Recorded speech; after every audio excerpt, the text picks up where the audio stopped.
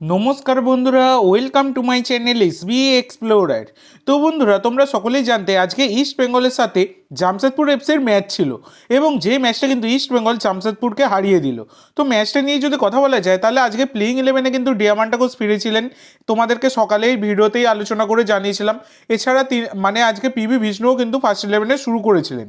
তো এই হচ্ছে ব্যাপার। তো আজকের ম্যাচে প্রচুর অ্যাটাক করেছে কিন্তু ইস্ট বেঙ্গল, সেই তুলনায় কিন্তু গোল পায়নি। দুখানা বল কিন্তু মানে পোস্টে লেগে ফিরে আসে, নাহলে কিন্তু সেগুলো গোল হতে পারতো। একটা আনোয়ার আলীর শট ছিল, একটা পিভি বিষ্ণুর শট ছিল। এছাড়া প্রচুর গোলও কিন্তু মিস হয়েছে আজকে। তারপরেও কিন্তু একটা গোল করে দেয় দিমিত্রিয়স ডিয়ামান্টাকোস। সেই কারণে কিন্তু ইস্ট বেঙ্গল তারা কিন্তু 1-0 গোলে জয়লাভ করে, জামশেদপুরকে হারায়। এই হচ্ছে ব্যাপার।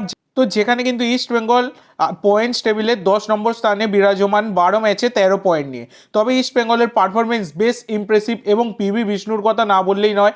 আউটস্ট্যান্ডিং পারফরমেন্স কিন্তু পিভি বিষ্ণু দিচ্ছেন, দুর্দান্ত পারফরমেন্স দিচ্ছেন। তো তোমাদের কেমন লেগেছে আজকের ম্যাচটা অবশ্যই সকলে কমেন্ট করে জানাতে ভুলো না।